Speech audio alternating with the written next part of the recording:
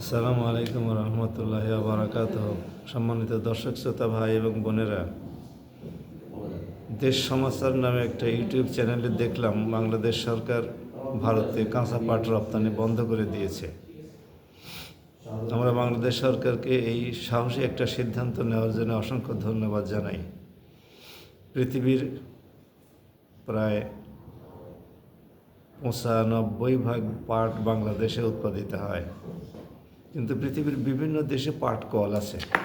যেমন ইন্ডিয়াতে আছে সহস্রাধিক পাট কল, পাকিস্তানে আছে, কিন্তু আনফর্চুনেটলি বাংলাদেশে সরকারি খাতে এখন কোনো পাট কল আর চালু নাই।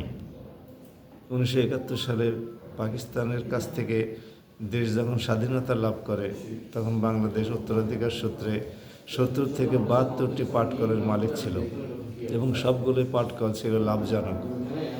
পর্যায়ক্রমে এই পাটকল সবগুলোকে বন্ধ করে দেওয়া হয়েছে। বিএনপির আমলে পৃথিবীর সর্ববৃহৎ পাটকল আদমদী জুট মিলস লিমিটেড বন্ধ ঘোষণা করা হয়।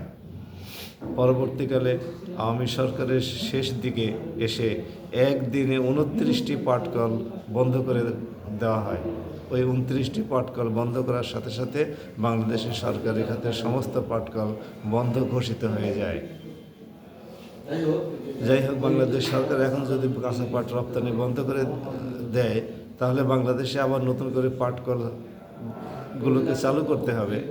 সরকারি খাতে যে পাটকলগুলো অবশিষ্ট ছিল লোকসান দিয়ে হলেও, যেগুলো এখন বন্ধ আছে, সবগুলোকে পর্যায়ক্রমে চালু করলে আমাদের কাঁচা পাট রপ্তানি না করে বরং দেশের অভ্যন্তরে অবস্থিত জুট মিলগুলোতেই পাটজাত পণ্য উৎপাদন করা সম্ভব। শোনা যাচ্ছে যে বাংলাদেশ সরকারের পাট রপ্তানি বন্ধ করে দেওয়ার কারণে ভারতের 1044টি পাটকল বন্ধ হয়ে যাওয়ার উপক্রম হয়েছে এবং লক্ষ লক্ষ শ্রমিক বেকার হয়ে যাওয়ার আশঙ্কা দেখা দিয়েছে।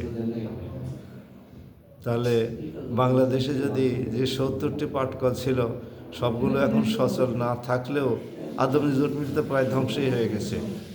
আরও যে পাটকলগুলো এখন বন্ধ অবস্থায় আছে সেগুলোকে বিএমআরই প্রজেক্টের মাধ্যমে পুনর্বাসিত করা হলে এবং যন্ত্রপাতি পরিবর্তন করে নতুন যন্ত্রপাতি আমদানি করা হলে আমরা আমাদের উৎপাদিত যে কাঁচা পাট এগুলোকে ব্যবহার করে নতুন নতুন প্রযুক্তি ব্যবহার করে পাটজাত পণ্য উৎপাদন করে বিদেশে রপ্তানি করে কোটি কোটি ডলার অর্জন করতে সক্ষম হব। আমরা আশা করি বাংলাদেশ সরকার সেই পথেই আগাবেন। আগামী বর্তমান সরকার তো বটেই, আগামী সরকার যারা ক্ষমতায় আসবেন তারাও যেন এই বিষয়টির দিকে খেয়াল রাখেন। আমরা সেই আহ্বান জানিয়ে এখনকার ভিডিওটি এখানে শেষ করছি। সবাই ভালো থাকুন। আসসালামু আলাইকুম।